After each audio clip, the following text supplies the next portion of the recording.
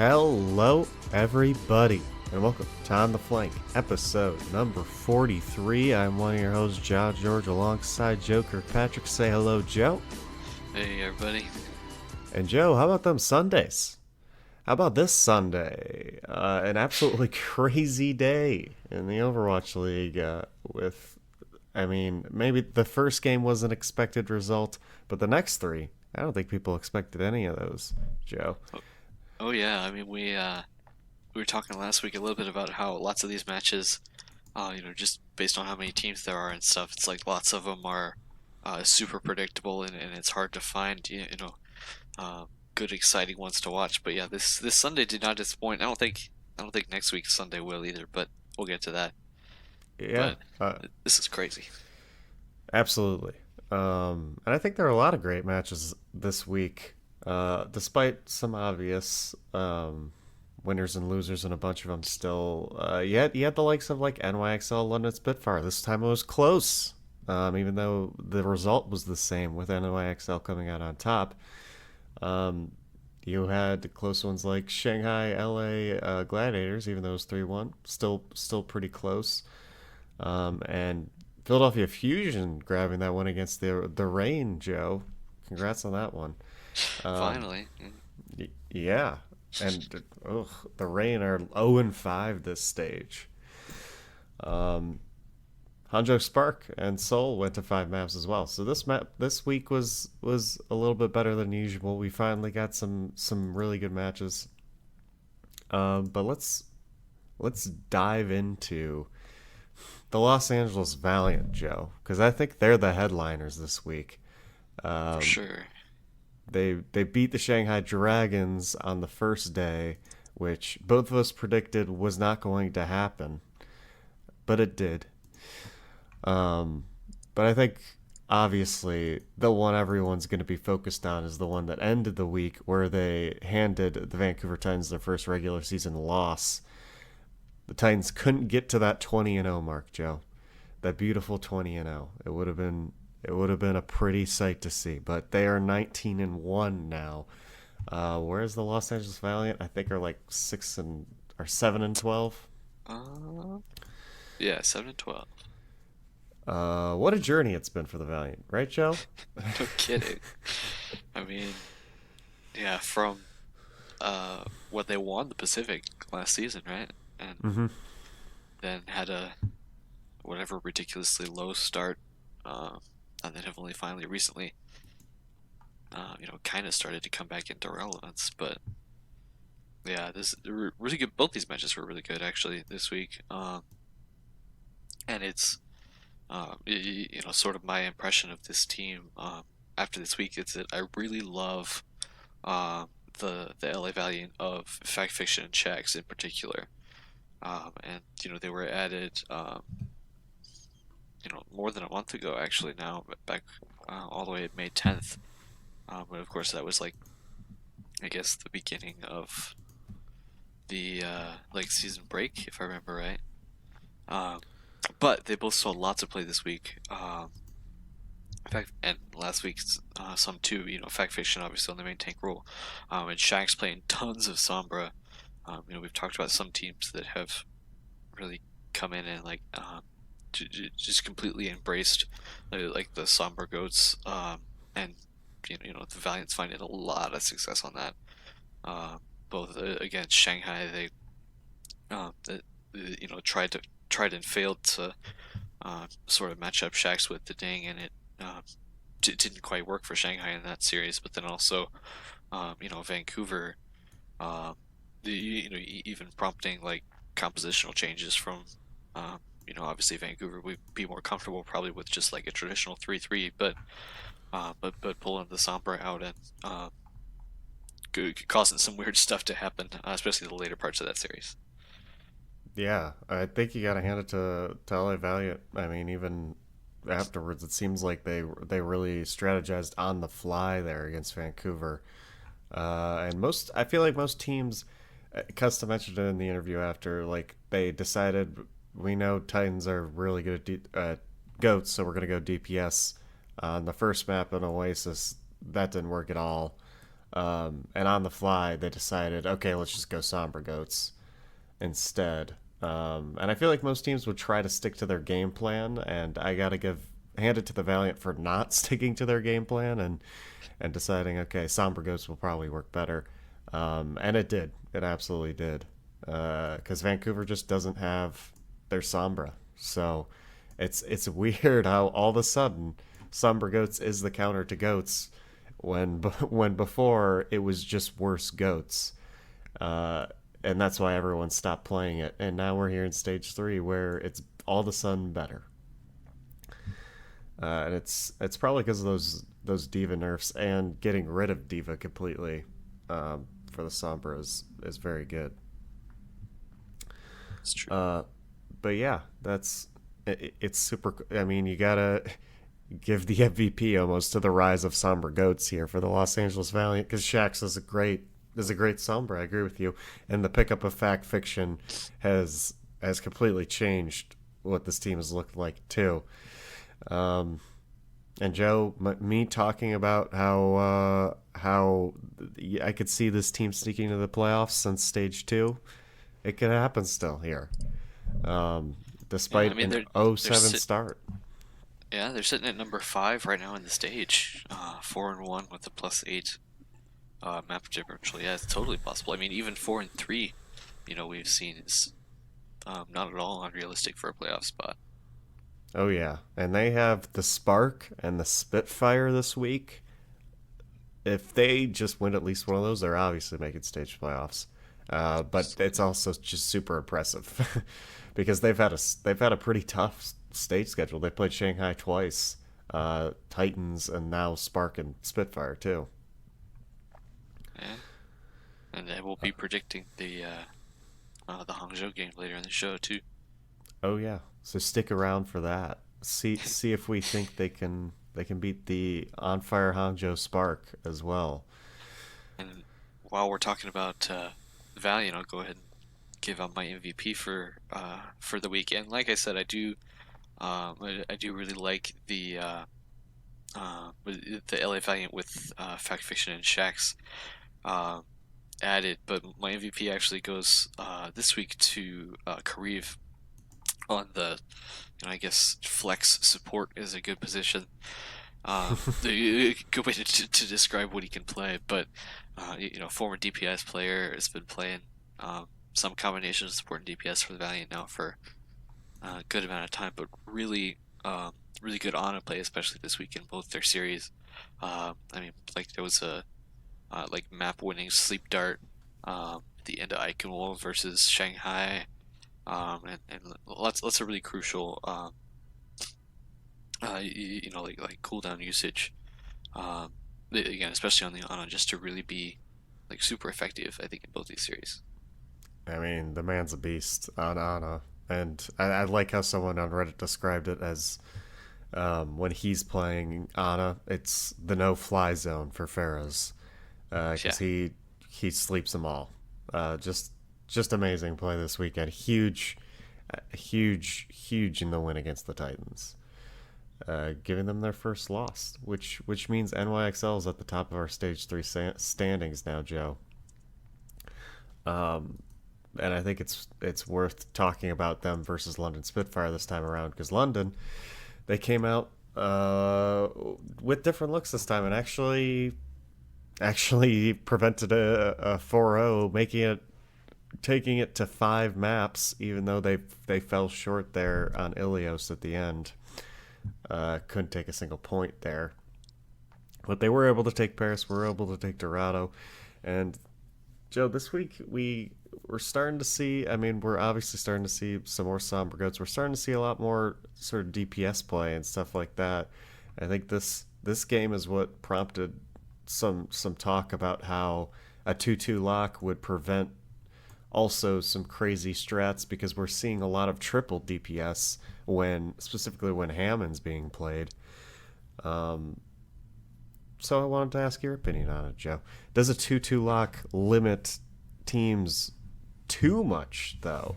Everyone's talking 2-2 lock, um, but we might miss out on some crazy comps with triple DPS as well. And is that too limiting, Joe? Do you think so?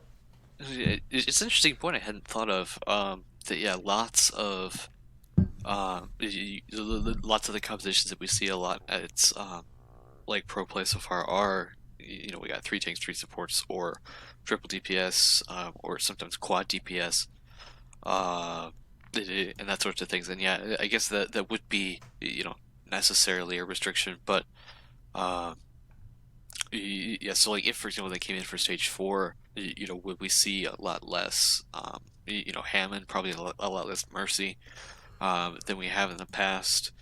Um, and I suppose that's part of the reason that they always talk about, well, if this 222 lock, ever actually comes into like the game properly, that then it's gonna take uh, a lot of like individual balancing on Blizzard's part too. Like it's gonna take specific time to go in and make sure that um, that all the heroes that have been assigned a role can actually properly fit that role in a 2-2-2 composition. I mean, people play Hammond like a main tank, but only when they've got 3 or 4 DPS characters to sort of cover the angles and be able to protect him just by threatening space. And they play Mercy as a solo healer only when there's lots of opportunities to damage boost uh, and being able to make the most of the single target resurrect that they've got. Um, yes, and or break played as a support hero in like a 2-2-2 competition would be terrible. I mean that's the example that people give a lot, but um, yeah, there definitely have to be some like intentional, probably pretty drastic, like probably even a bigger patch than was this 1.35 or whatever it was, like the mega patch that was supposed to kill goats.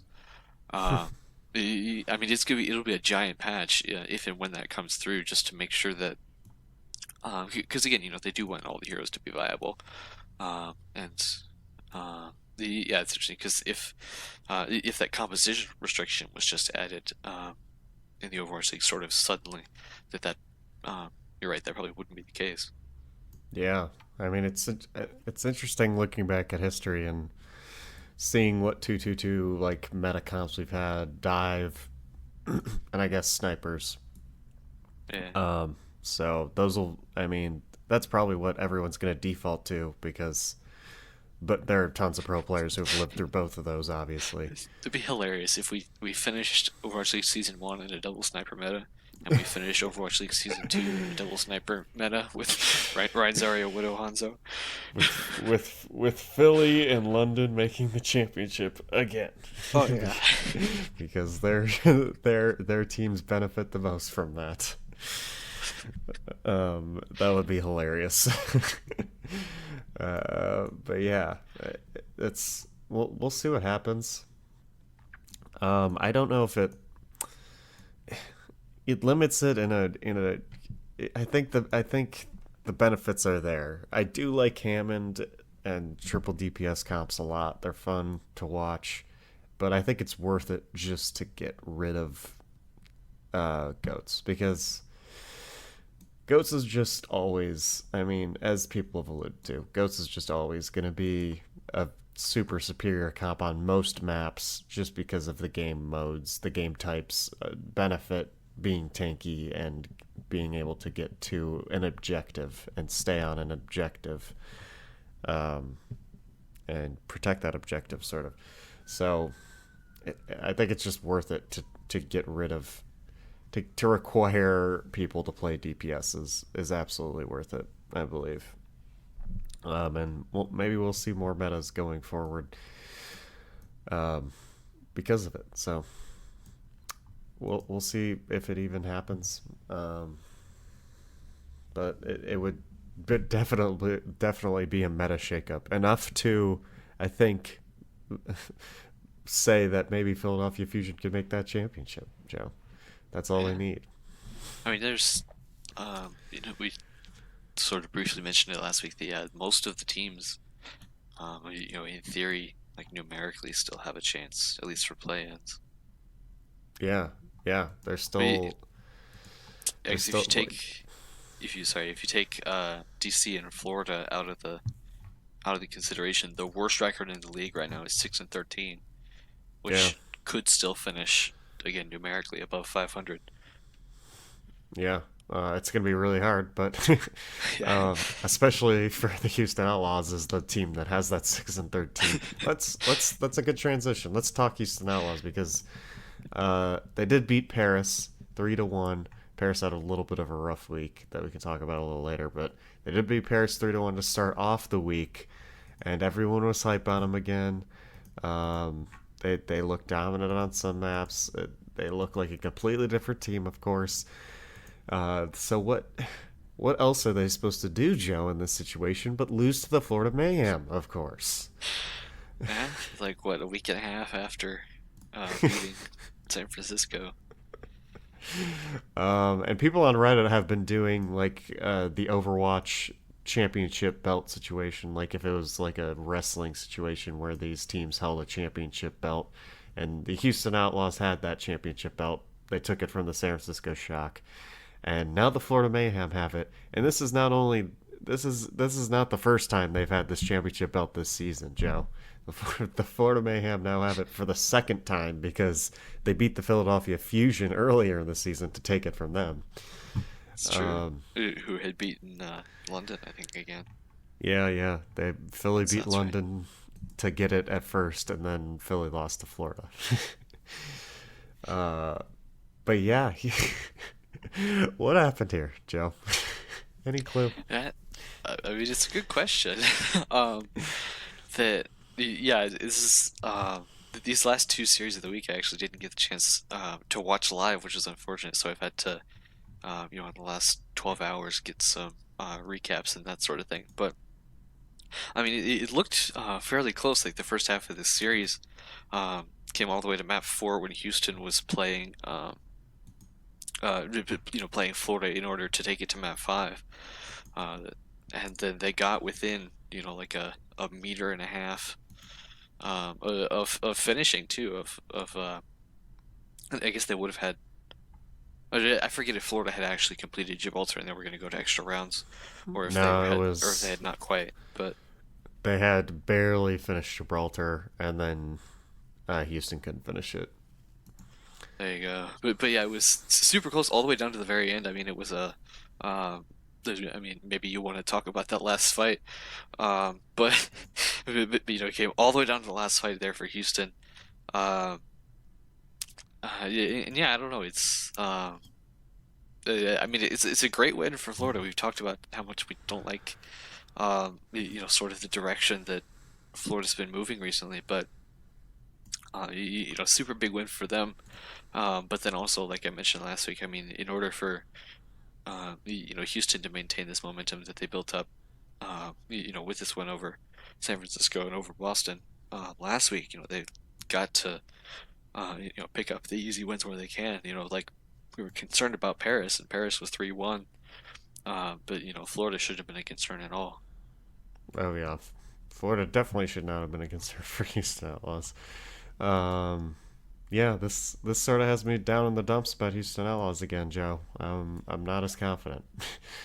But it has me. My confidence is boosted for Florida Mayhem a little bit, which is where my MVP of the week comes in, and with Zephyr, who finally cashed in on those scrim bucks, uh, and has looked really good this series. And I don't think they would have won it without this man, who honestly is he's been fine, before. He's been a fine diva. But this was a great. Apparently he wrecks and scrims. This was a great game for him. So my MVP of the week's to Zephyr for getting Florida Mayhem this pretty big win. Florida Mayhem did get 0-4'd by the San Francisco Shock though earlier this week. So obviously not the biggest week for Florida. Um, who else should we talk about?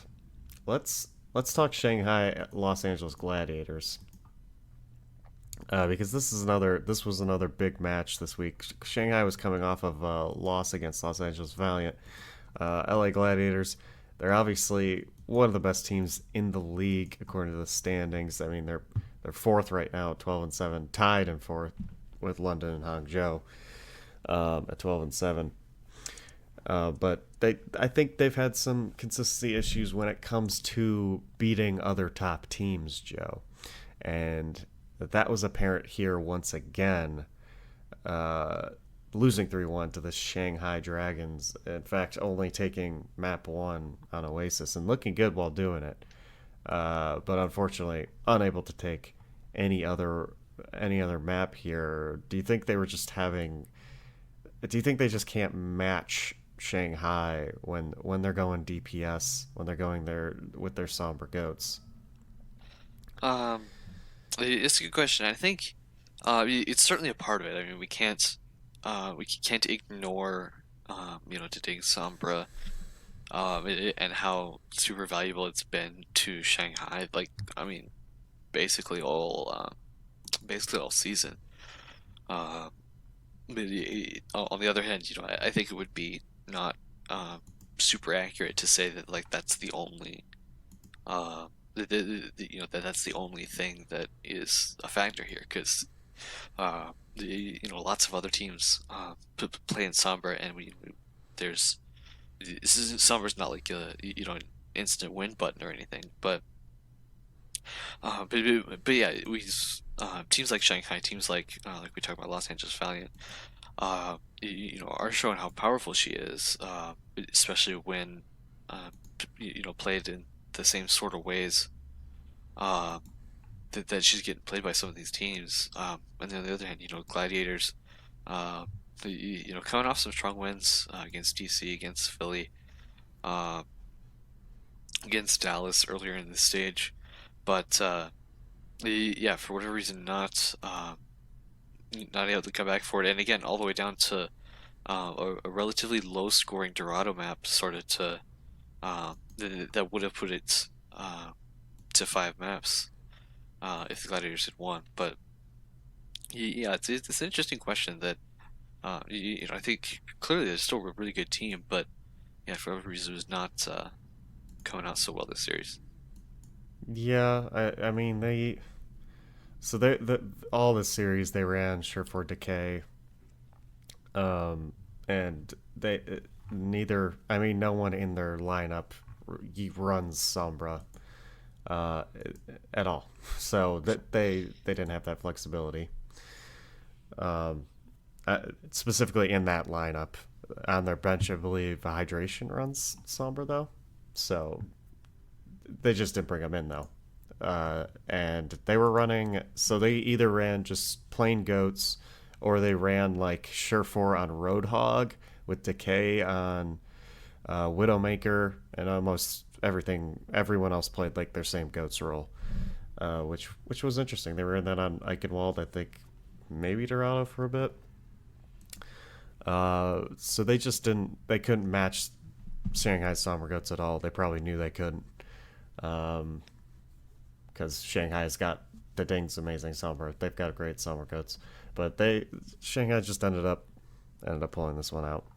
Um, Straight up. I mean, they're just. I think they're just a better team than Los Angeles Gladiators right now.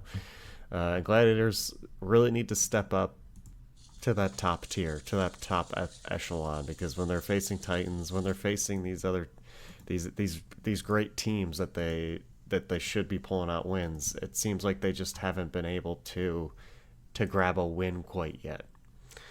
And until they can do that, I'm not sold on the Gladiators being a team that makes it to the championship here. So Yeah, just got to step up. it's they're playing Toronto and Vancouver are their last two series of the weekend. I could see them finishing 4-3 easily.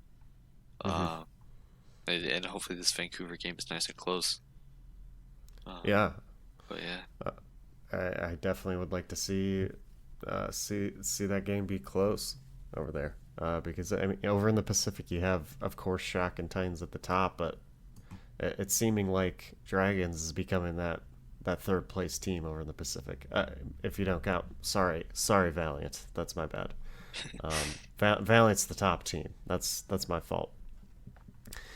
But yeah, what else? What else do we talk about? Hangzhou Spark played the Seoul Dynasty. I think this is the third time they've played now. Yeah, Um, once in playoffs and twice in regular season. yeah, and Hangzhou has come out on top every time, right? It's true. Uh, Yeah, and this, it's interesting. The map five of this series they're talking about. I'm trying to remember. I think it was that Seoul was like 6-0 on Oasis, but Hangzhou was some equally undefeated record on map fives, and then it was oh, Hangzhou that finally took it. But that was kind of interesting. yeah, Hangzhou, are they? This team's the real deal, right, Joe? This team finally is cashing in on those scrimbucks from preseason. Um, I mean, I guess it's sort of like at least for me personally, it sort of snuck up on me. I mean, all of a sudden they're sitting at 4-1 in stage three and 12-7 in the league. Which granted there are three 12-7 teams currently, but yeah. So I guess the result of that is they're practically tied for fourth. But yeah, you're right. It's sort of just snuck up on me. Yeah, but they are performing pretty well. It, from from their early season play, I've sort of or I had sort of discounted them for a while, but um, yeah, I don't know. I mean, wins 3-0 against Dallas, more recently 3-0 against Washington. I mean, you'd like as a Hangzhou fan to see those closer to 4-0s, but you do what you can for sure. Hangzhou Spark have won 9 of their last 11 regular season matches, Joe. This is dating back to April 13th in stage 2. So yeah, talk about turning it up. I mean, Oh yeah. that's the way to do it. And with their only losses to the Shock and the Titans, that's who you're expected to lose to. It's true. But they're facing some fairly easy teams, to be honest. Um, their most impressive wins against Seoul and London, though, for sure. Yeah. Actually, they've only played Seoul twice. Correct? We've been corrected. They played London in the stage 2 playoffs. Yeah, I guess so. Oh right, cause the first time they played him was to qualify for playoffs. It Yeah, wasn't yeah, actually. yeah, It was in effect a playoffs match, but it wasn't yeah. actually. I thought I confused London with Seoul. I thought that, but that because Seoul didn't make the playoffs, so that wouldn't make any sense. Yeah, Um, that makes so yeah, that sense. was their second time facing Seoul, but they're still undefeated against Seoul. So we're right about that. Um, so their schedule's been fairly easy in that 11 game stretch, and that 11 game stretch does not include London. So their hardest games have been against Vancouver, Seoul, and San Francisco, of which they won both games against Seoul and lost to San Francisco and Vancouver. So Yeah, we still don't know too much about them against the very top teams, including like Shanghai, and including Los Angeles Gladiators, and you can even include the which is Los their Angeles. You can include the Los Angeles Valiant. yeah, which is who they're playing in week four of stage three, which is this upcoming week. Exactly. So we'll see how they fare against Los Angeles Valiant, who is streaking. Once again, we're predicting that match later. And Um, the Shanghai Gladiators are their last two regular season matches of the season. Stage four, week four and five. They play New York in week three as well. do one of those happen to be at the Los At Angeles the homestand? Valiant homestand, yeah, that'll be their Shanghai match. I'm so upset, Joe, because I cannot go to that anymore. It's Ooh. it's such a hard decision, but I definitely have to go to the first ever League of Legends like big esports event in Detroit, my hometown, Ooh. which is it's the same weekend. The LCS championship is in Detroit, and I need to go. I can't miss that. Is what? It's in Detroit Oh, yeah. on August 24th. Yeah. But actually, yeah, there's so many good matches that series. I mean, we'll see the Battle Oh for my god. LA. We'll see New York, Vancouver, Hangzhou, Shanghai. Don't even Uh, remind me. It makes me want to go. I mean, if Valiant keeps being good, we'll see Shock Valiant as the last match of the regular season. That'd be kind of cool. Yeah. Oh my god. This is. Ugh, I'm so mad that they're the same weekend. I'm so upset because it's just right next door to me, basically. But yeah, what was I trying to look at? I was trying to see who's last in the Pacific right now, and I think it's Dallas, right? I can never remember which division they're in, if they're Atlantic or It's Pacific. they're Pacific. Um, well, over Overall, in league it's record, Guangzhou. it's still Los Angeles Valiant, Oh yeah, it is still Los Angeles. and then Guangzhou, and then Chengdu, Chengdu, and and then then Dallas. Dallas. Um, Because it's Dallas is probably at 10-10 right now. So yeah. I was just wondering who the worst team in the Pacific was. I mean, standing wise, we know, but like power ranking wise, probably probably Guangzhou. Guangzhou. Yeah. But Dallas is getting down there because they Valiant's looking really good, and now Dallas keeps losing to Chengdu. Yeah, I was gonna Um, say they're on sort of a losing slump, aren't they? I yeah, have to they're check ten and and see 10. exactly. But They're 10 and 10. They had like a really good. They went. Did they go 5-2 in stage two? I think so.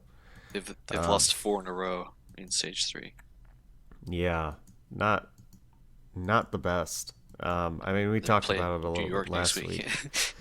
Talked a little bit about this last week, but do you have anything to add as to why you think this is happening, Joe?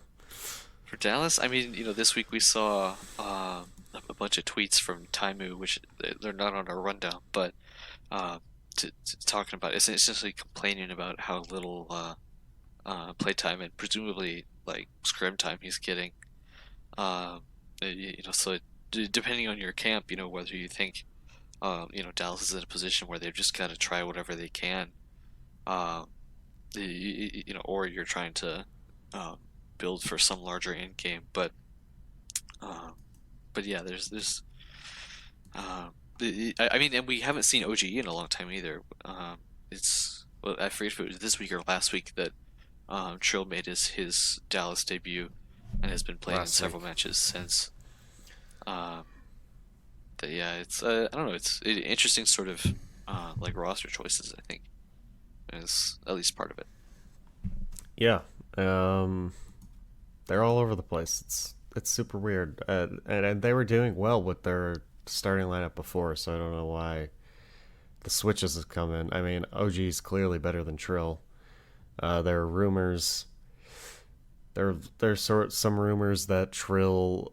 I mean, they upped Trill's contract so that the Florida Mayhem couldn't get him. So I guess they believe that they have to play him now because they paid a lot of money for Trill, which is interesting. And another thing, I think I forget who said it on a Vast stream, but someone was on a Vast stream said that some people play to sell jerseys and not win, which was alluding to Dallas Fuel. So apparently they're not trying to win now; they're just trying to sell jerseys, which involves, I guess, putting more players in. I mean, I think they should put Taimu in if they want to sell more jerseys. Honestly, he's a fan favorite, and we haven't seen him in forever. And what about Mickey? He's also a fan favorite, and we haven't seen him forever. And I thought he was a fantastic brig. So, uh, especially when we're talking about how, I mean, everyone's super upset that Zach is being put in. They think he's a pretty poor performer on that brig. It's interesting that we don't see Mickey in that brig jail instead, especially when I think he was one of the great brigs in stage four. One of the first great brigs. It's true. Uh, yeah. Um, I think to finish to finish off talking about this week, we could just briefly mention the Boston Uprising reverse sweeping the Paris Eternal on Sunday, um, as they're which, known to do. yeah, of course. Is this, I mean, they finally went back to Aim God, Calyx. They went back to what was working before because what they did after that was abysmal, and we talked about their losing streak on the show last week. But do you think this lights a fire under Boston Uprising here? I mean, how huge is this win after such depressing times for them, being able to reverse sweep Paris Eternal in Boston Uprising fashion and pull out this win? I mean, it's got to be worth something. Unfortunately, this late in the stage, it's certainly not going to be as helpful as it could. I mean, they've got one more match in week 4 against Philly, then their stage 3 is over. They don't play again until scrolling quickly, July 27th. So they don't play again for almost a month after this upcoming week. Um, to talk about getting iced, but uh, but yeah, I don't know. It's this is the kind of thing we want to see more of from Boston for sure. Paris, like we said, had sort of interesting week 2. They're not, I mean, never have been really performing the way we expected them to, like preseason. But yeah, I don't know. It'll be this Boston Philly match. We're also predicting later in the series, but that'll be the test to see where they can sort of land themselves at the end of stage 3. But even then, maybe a 2-5 finish to the stage is not going to be great. No, uh, I mean, no chance to make stage 3 playoffs. Obviously, a bad stage, but I mean, all these teams are still in it for the wild card race, Joe. So there's no point in giving up now. And Boston's only in 14th at 8-12, so they got a chance, and they're Boston. They can pull out some weird shenanigans here. So you'll take every win you can get. But let's move on to this Jonak MVP Zenyatta skin. That's fantastic. Being called the best skin in the game already, Joe. Do you agree? I mean, I think it's really nice. I mean, the question, I wonder my opinion, how my opinion will change once we figure out what. There's an ad on this page that's playing in my ears. Okay. Um, okay, but this Jonex skin. Yeah, so I wonder how my opinion will change once we figure out once we figure out how much it costs, because I don't think we know that yet. Um, if it ends up being, 200 Overwatch League tokens or whatever, like the others have been, that's it's gonna be super cool. And I mean, I really like the design, so that's the important part. But just that it happened at all, I think, is notable. Um, hopefully this is something they want to continue doing. Uh, for like other MVPs, for this season and moving on. But he got like a framed concept art and all this. It's a really cool idea, and yeah, really like neat looking skin too. Yeah, I think it's really cool skin. It's even got NYXL colors there. I mean, it's looking great.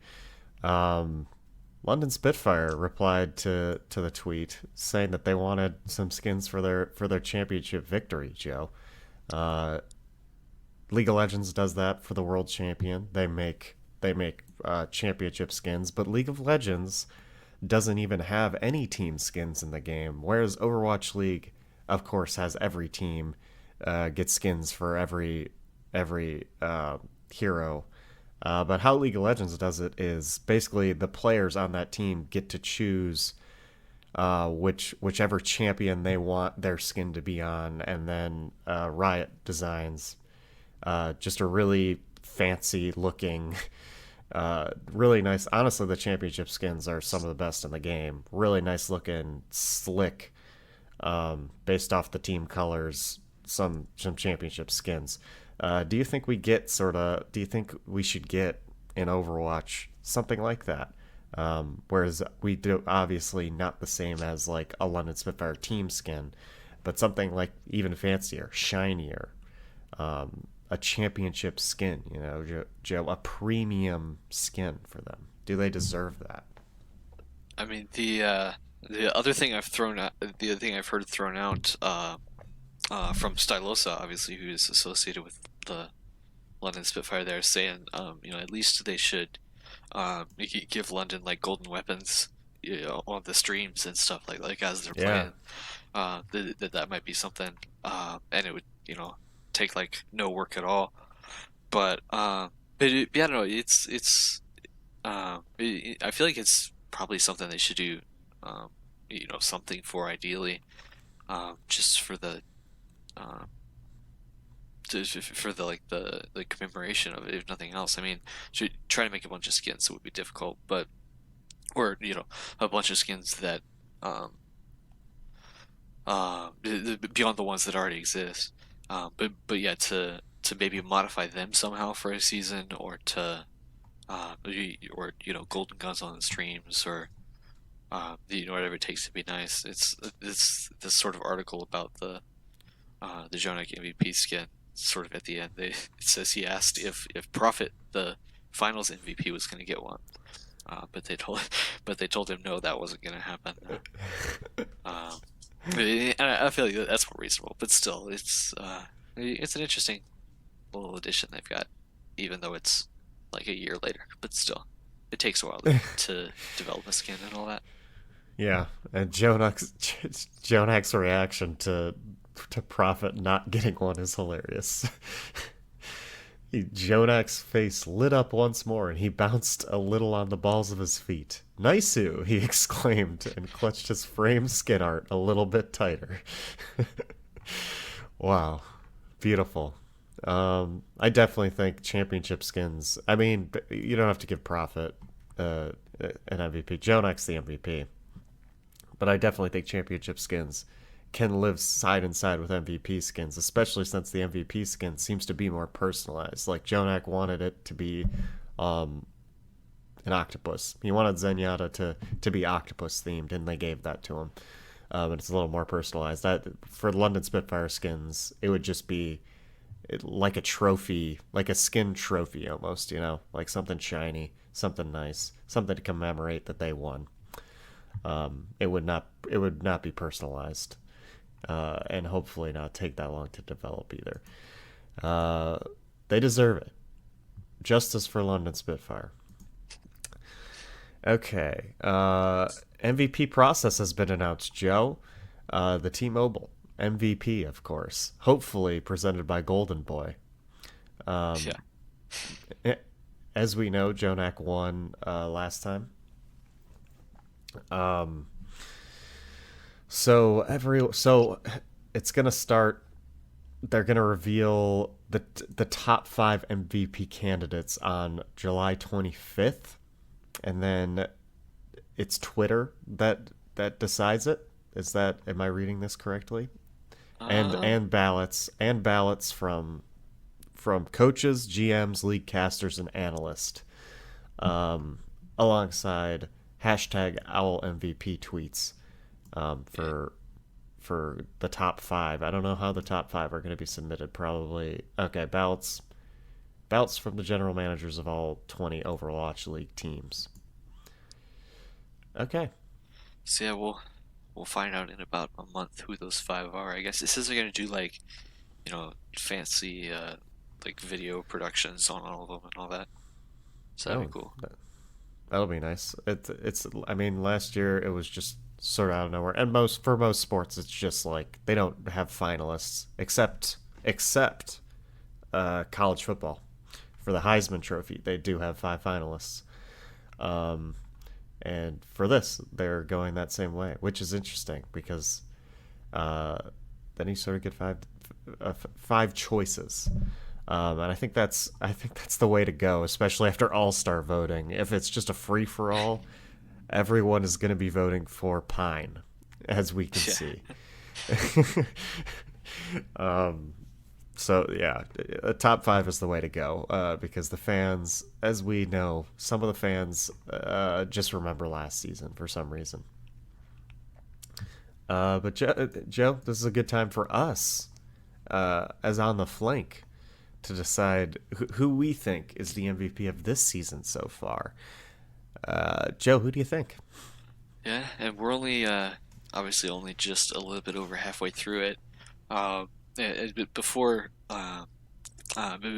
I talk about my pick, I thought it was interesting just um, to go through the teams I was looking this morning and all of the players that we assumed would be MVPs for their teams. Uh, Coming into the season, I mean, talking about fusions for Boston, DeFran for Atlanta, Gouche on Hangzhou Spark. Decay was gonna single-handedly maintain the spot that Fissure left on Gladiators, while Fissure was gonna rocket Soul to greatness, or even Jonas, that the core of DC was built around. I mean, all these players and lots of main tanks, interestingly enough, but um, they were supposed to be these big things, and they definitely have been, good contributors to their team, but certainly nothing like on the scale that we expected. Um, and sort of honorable mentions for my pick, for my MVP. I mean, Bumper has filled a really similar role on Vancouver that Jornak did on New York in season one. I don't think anybody would really argue with that. Just in terms of like the way he's, um, like on his own, sort of structured their play style around himself. Um, and then there are, some like secondary picks you might think, like for example, Michelle on Seoul Dynasty, somebody like Ding on Shanghai, or potentially somebody like Shaxter Effect Fiction on Valiant. Obviously we have to um, watch him play some more games for sure. But all that being said, my actual MVP pick, like if I had to pick right now, it's got to be Sinatra for the San Francisco Shock. I mean, the dude's crazy. They pay him a lot of money, and whether it was arguably necessary in season one with the playtime he got is a different question. But he's definitely earned it here in season two. Oh yeah. I'm same exact boat. I can't not choose Sinatra here. He is by far and away the best player right now in the Overwatch League. On that Zarya, just absolutely dominating, and his whole career he's been known as one of the best Zaryas, and he's definitely proving it. Best Zarya in the world right now. Uh, and as far as my honorable mentions go, I mean, very similar to Joe's. Um, but right now it feels like it has to go to someone on the Shock or the Titans. We'll see. I mean, right now it's looking like things could change here. We'll see who ends up winning stage three, or who's in the running for stage three. But so far, I definitely have to give it to someone on San Francisco, someone on Vancouver. So if I had to give it to someone else on San Francisco, it would have to be Super or Rascal. Both of them have done fantastic. If I had to give it to someone on Vancouver, it would probably be really close between Haxel and Bumper. Um, Probably Haxel. Bumper has tons of support from his team, which, by the way, I think the LA Valiant really did a great job this week of taking down Bumper when he was being too aggressive. I mean, all the teams that have played really good against Vancouver have done that, basically. That's how San Francisco beat him, too, was taking advantage of when Bumper was being a bit too aggressive. So those are sort of my right now.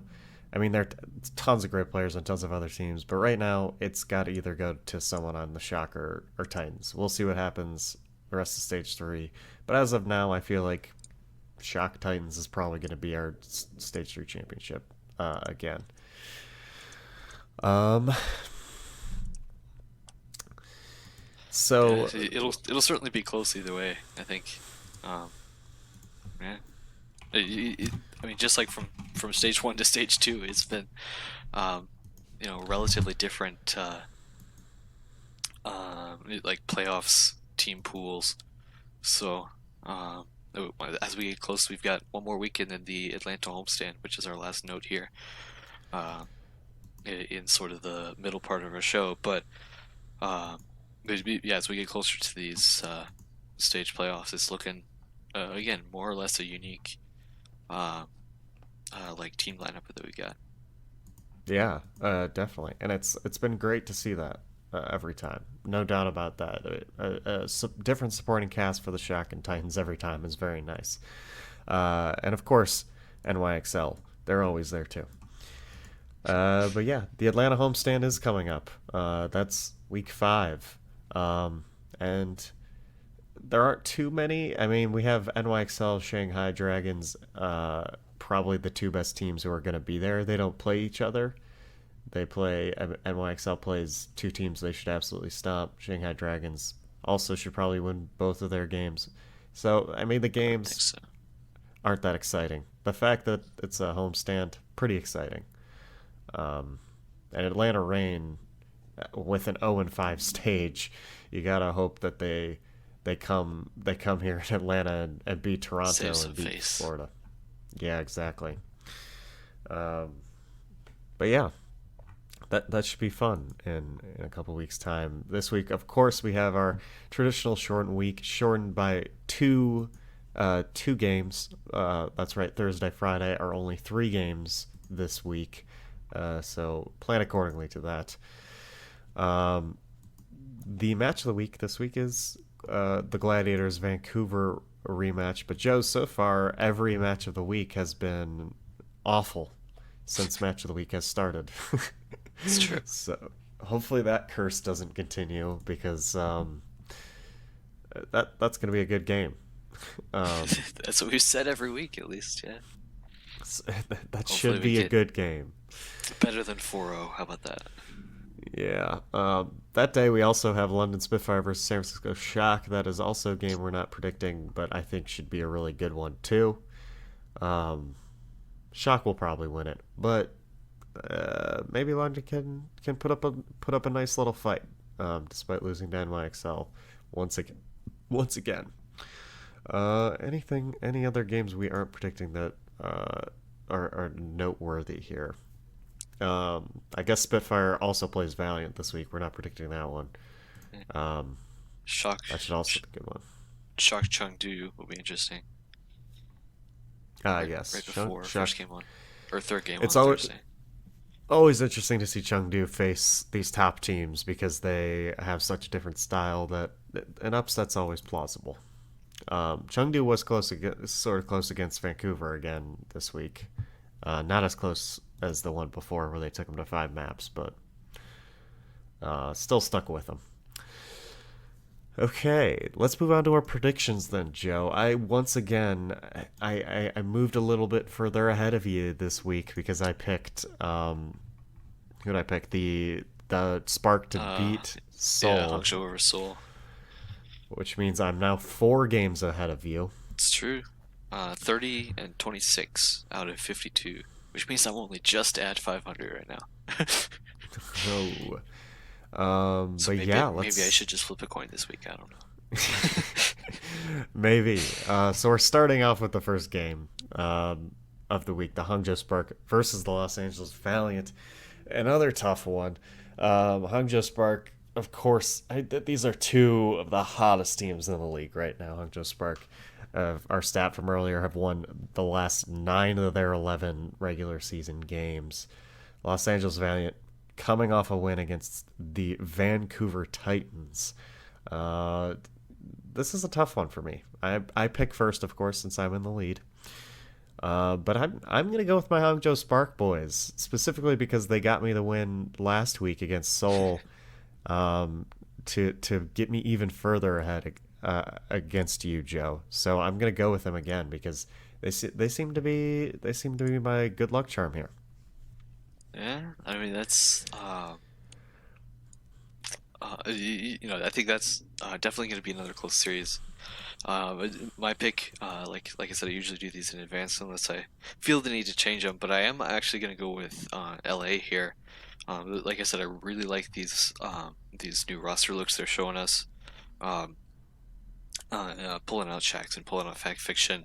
Um, that I think um, if at any time uh, LA was gonna come back and beat Hangzhou, um, especially after stage one, week one, they lost all the way in 5 maps, 3-2. But I think now is like the time for them to do that for sure. Um, so yeah, so that's gonna be my pick for this series. Yeah, I don't blame you at all. Valiant's looking really good. Both these teams looking really good. I think Valiant goes 1-1 this week, and that one wins against London, not Hangzhou. Um, let's see, Boston, Philadelphia. This one's on Saturday. Second game on Saturday. Boston coming off of a huge. Did they played each other this stage, right? Boston Philly, yeah, this is a rematch from like week two, I think. Yeah, week two. Which um, I don't even remember who Philly won. Philly won. Philly won 2-1. There's a tie map. Yeah. And Boston coming off of a big reverse sweep. Philly also coming off of a pretty big win against Atlanta Reign where they won 5 maps. I mean, we talked about it. Did we pick this game week two? Because I remember talking about how both these teams are not looking too Um, good lately. Um, That's a good question. I don't remember. but does looks looks like we did I mean, not in week okay? three. The question is, does Boston take that momentum and get this rematch win against Philly this time around? And my answer is I'm gonna go yes. I'm gonna go Boston here. As long as they keep that lineup they used against Paris, I think they'll be fine here, and I think they'll win it this time around. And I think this one's another close one. But I think that win against Paris is going to be huge for them mentally, especially having such sort of a bad streak. So big win for Boston here. Yeah. I think again that I'm picking the other team here for this series. That I am comfortable finally now picking Philly in a series. Even if it is against Boston here, but just because of some of the freedom that they've sort of discovered for themselves now. Again, being able to relax a little bit in the composition, I think, has been beneficial for them. And I believe they just have the one match this week. Is that accurate? Yeah, they just have the one match this week against Boston. And I suppose trying to prepare for either of these support lineups could be a little tricky. But I think if Philly can relax and play the game that they know they're good at, which they've only recently started doing, I think it's going to be helpful for them. And they are technically on a two win streak, and they beat Boston. So Yeah, hopefully they'll do it again. we'll see what happens here, Jeff. We're butting heads here. Houston, Toronto on Sunday. Houston, of course, coming off this Florida Mayhem loss. Everyone doesn't know if this team's good once again. I guess they're bad again. They have a fairly easy week in Washington and Toronto. And I think they should go 2-0, Joe. I'm taking Houston to beat Toronto. They lost to Mayhem, but I'm still confident in this team. I think that's just a little road bump. Yeah. So, and I'm going the same way here. That we know Houston's good, and as long as they don't get shaken off by this Florida match, it should be okay. And we do know that we here on the flank are relatively low on Toronto. Um, so at some point maybe that'll change, but I think with some of the freedom that Houston's been having and sort of the way really like the whole meta has loosened up a little bit this stage, even though like no changes were put in. It's gonna be it's gonna be interesting to see again. Hopefully Houston win here. Yeah, that's super interesting how there were no patch changes, and been a complete meta change. Very weird. Chengdu, Seoul Dynasty, the final game of the week. Seoul Dynasty at times looked like one of the best teams, at other times have not. I'd say Chengdu has a similar cadence to them. They can compete with top teams. So this is going to be another good matchup between our Asia teams, Seoul and Chengdu. Chengdu's got a very hard match early in the week against Shock. Seoul has a very easy match against Paris. They should win it. I'm gonna go Seoul. I just think Seoul's the better team here, um, despite me not picking them against Hangzhou last week. But I do think they're better than Chengdu, so I'm gonna pick Seoul. Yeah, so that'll be my pick as well. So we'll go 2-2 on agreeing this week. Okay. Um, that yeah, again, Seoul is like I think the team probably most in the league with like the most roster flexibility slash depth. I mean, they've got um, 12 players that they play basically equally, practically. With possible exception of Fissure, who like just today or yesterday was tweeting about how he's gonna hopefully take a break um, from Overwatch a little bit, potentially. But yeah, so I feel like every time I pick Seoul, they lose. But hopefully that doesn't happen here. And it'll be hopefully a good match. We'll see lots of different looks from both teams, really. Yeah. Hopefully the Joe picking Soul curse can end for them. I think they're getting upset at you picking them, Joe. Honestly, Yeah, like we just lose every time Joe picks us. Okay. Yeah. This has been on the flank episode 43. And it's been a good one, Joe. This has been a good stage so far. I've enjoyed it. absolutely. Uh, but as far as social media goes, if you want to follow us on our personal Twitters, mine is at JWGeorgeIV. Joe's is at Kirkpatrick_Inc. We have a podcast Twitter at On the Flank Show, where Joe tweets out some beautiful graphics of our picks, of our MVPs, all that stuff.